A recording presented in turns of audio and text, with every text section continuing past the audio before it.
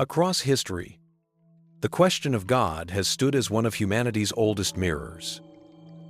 Every civilization, in its own language, has looked into that mirror and seen something different: a creator, a law, a mystery, or an absence. Some saw a personal deity who listens and judges.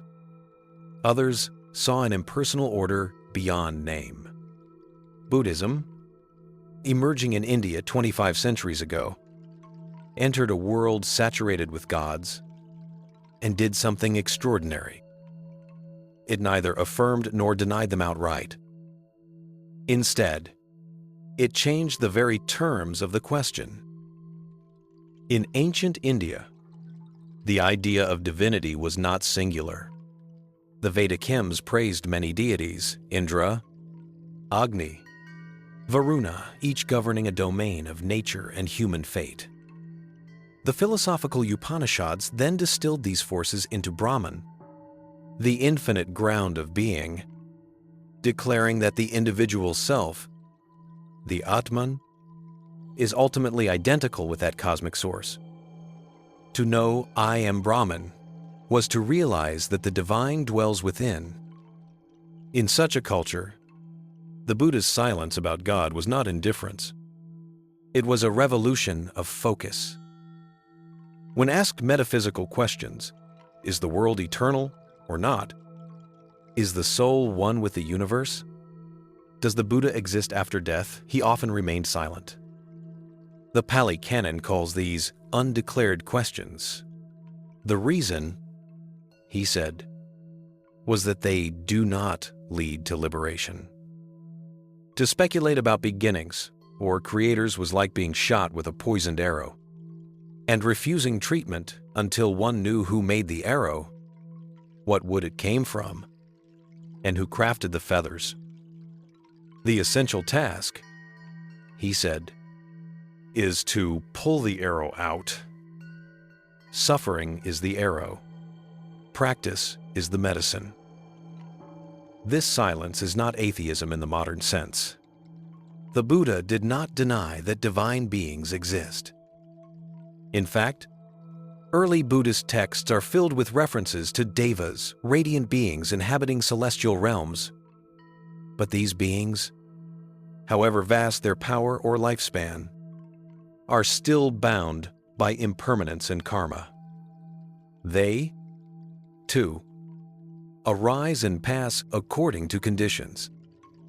They are not creators. They are participants. In the Digha Nikaya, when a monk asked whether the world was created by a god, the Buddha responded by tracing how consciousness itself gives rise to worlds through ignorance and craving. Creation, he said, was psychological before it was cosmological. In this sense, Buddhism neither worships nor wars against God. It reframes the question, not who made the world, but how does the experience of a world arise? The shift is from ontology to phenomenology, from belief to insight. To see dependent origination, how everything arises with causes and ceases with their ending, is to realize that the search for a first cause is a misunderstanding of process. In an infinite web of conditions, no single thread can stand as the origin of all others. The Buddha described the cosmos as beginningless, moving through cycles of expansion and contraction without a first moment. Gods appear and vanish within this vast rhythm. The texts even portray a deity named Brahma, who mistakenly believes himself to be the creator. When newly reborn into an empty world, Brahma experiences solitude and declares, "I am the Lord, the Maker, the Father of all that is." Other beings appear later and assume his claim is true. The Buddha tells this story not to mock divinity, but to reveal how ignorance can hide within grandeur. Even gods, he says, are subject to delusion. This perspective had profound ethical consequences. If the world is governed not by divine decree but by causal law, then moral responsibility does not depend on appeasing a god, but on understanding action itself. Karma replaces commandment. Insight replaces faith. The question shifts from, "What does God want of me?" to, "What are the consequences of my intentions?" This move from obedience to understanding is what made Buddhism simultaneously spiritual and empirical. Yet Buddhism did not strip the universe of wonder. The early texts speak of devas approaching the Buddha to ask questions about reality. In the Sanyutta Nikaya, one deva asks, "What is the highest good?" The Buddha replies, "Not to do evil, to cultivate the good, to purify the mind. This is the teaching of all the Buddhas." The divine thus becomes not a being, but a quality, clarity, compassion, wisdom. The sacred is not elsewhere. It is the awakening of perception itself. Centuries later, Mahāyāna Buddhism expanded this vision. The idea of God as a singular creator was replaced by a vast field of interbeing, the Dharmadhatu. In the Avatatsaka Sutra, the universe is portrayed as Indra's net, an infinite web of jewels, each reflecting all others. In this imagery, every mind, every atom, every life reflects the whole. The sacred is relational, not hierarchical. There is no throne above creation. Creation itself is the throne. From this vision arose the Bodhisattva ideal. Instead of seeking personal salvation in heaven, the awakened being vows to remain within the web of life, to aid all others. This vow replaces divine command with compassionate participation. To serve others is not to obey a god, but to cooperate with reality's deepest law, that all beings arise together. In Zen, this understanding becomes even simpler. Asked, "What is God?" a master might reply, "The sound of the wind in the pines," or "the bowl of rice in your hand." Such answers are not evasions, but translations. The question, "Where is God?" becomes, "Where are you not separate from what is?" The divine is not an entity to be found, but the immediacy of presence when self-clinging drops. From a philosophical standpoint, Buddhism's stance can be called non-theistic rather than atheistic. It does not assert that gods do not exist. It asserts that ultimate reality is not a being among beings, but the pattern of being itself. In Pali texts, this is called Dhamma Niyama, the orderliness of reality. Even the gods are subject to it. This approach finds unexpected resonance in modern science.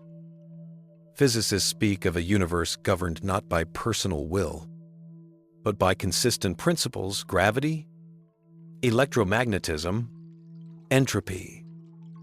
Einstein famously said he believed in Spinoza's God, a God that reveals itself in the harmony of what exists, not in miracles or punishments.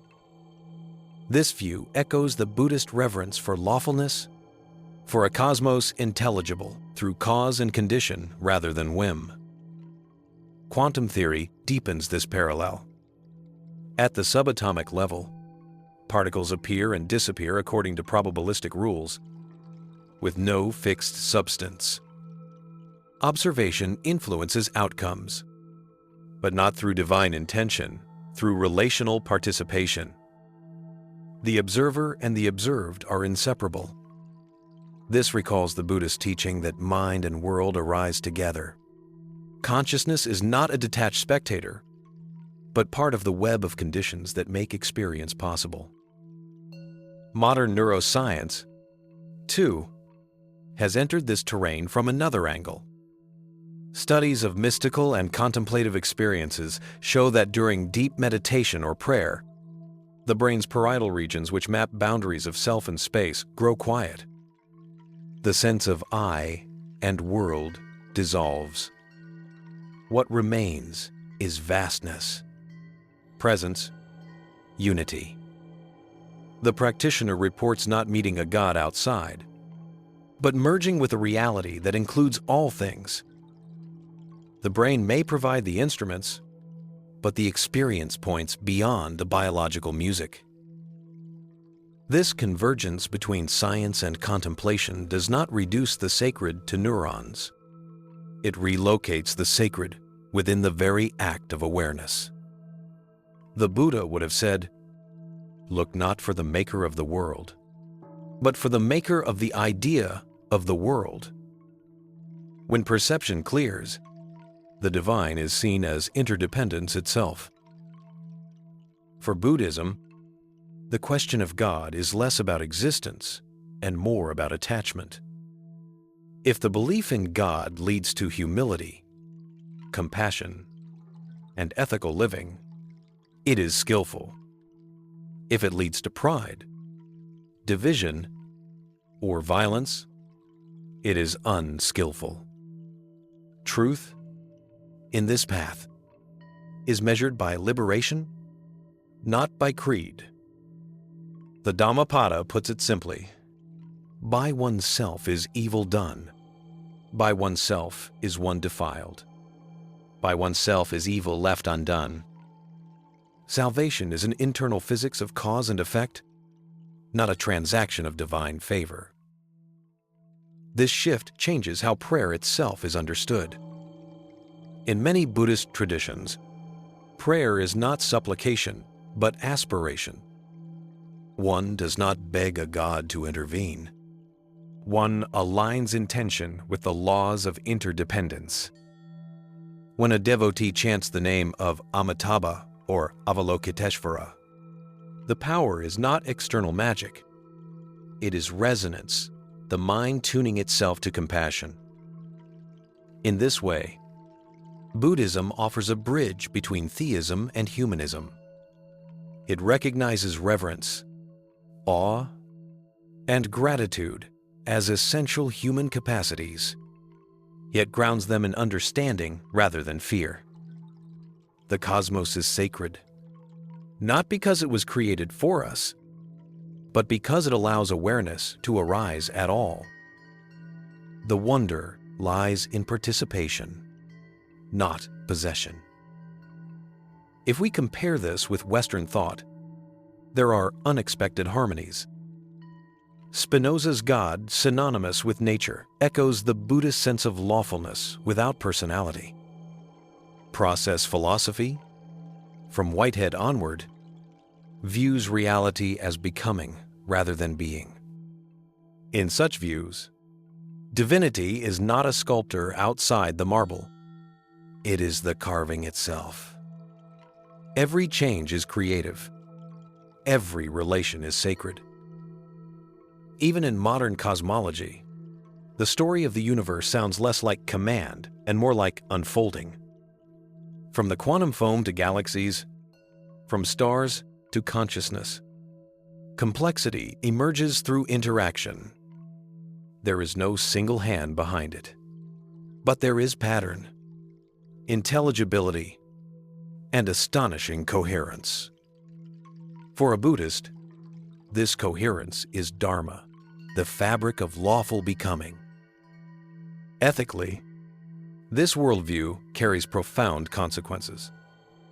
When there is no supreme judge to forgive or punish, responsibility deepens. Actions echo not through divine bookkeeping, but through the architecture of interdependence. Every thought, every word, every act plants a seed that will ripen somewhere. The absence of a creator becomes the presence of causality. For this reason, Buddhism often speaks of becoming one's own refuge. When the Buddha lay dying, his disciples asked who would guide them after he was gone. He said, Be a lamp unto yourselves. Be a refuge unto yourselves. Take the Dhamma as your refuge. It was not a denial of the sacred, but a radical trust in direct seeing. The result is a spirituality of responsibility. The divine becomes a verb, not something to worship, but something to live. Compassion, wisdom, and mindfulness are not gifts granted by grace. They are laws of cause and effect understood deeply. To love one's neighbor is not obedience, it is sanity. And yet, Buddhism does not exclude devotion. The devotional practices of Pure Land, Tibetan, and Zen traditions show that reverence can coexist with non-theism. Bowing to the Buddha is not idol worship. It is the bowing of ignorance before wisdom, the recognition that awakening is possible. In that gesture, the question, does Buddhism believe in God, begins to dissolve, because belief is replaced by direct participation. Perhaps this is why, when the Buddha was asked about creation, he smiled and pointed to the lotus blooming in the mud. The flower did not need a creator. It needed sunlight, water, and time. In the same way, the world needs conditions, not commands. The sacred is not imposed. It unfolds. If we ask again, does Buddhism believe in God? The most faithful answer is silence, the same silence the Buddha kept. It is the silence that invites seeing rather than believing, understanding rather than imagining. For when the mind grows still, the need for metaphysical scaffolding falls away. What remains is awe, responsibility, and compassion moving through the world like light through clear water. Buddhism does not deny God. It dissolves the separation between divine and ordinary. Every breath, every act of awareness, every moment of kindness becomes sacred. The question then is not whether a God exists somewhere, but whether we are awake enough to meet reality as it is. If you live with that clarity, the universe itself becomes prayer, and the silence that remains, that, perhaps, is what the Buddha meant by the divine.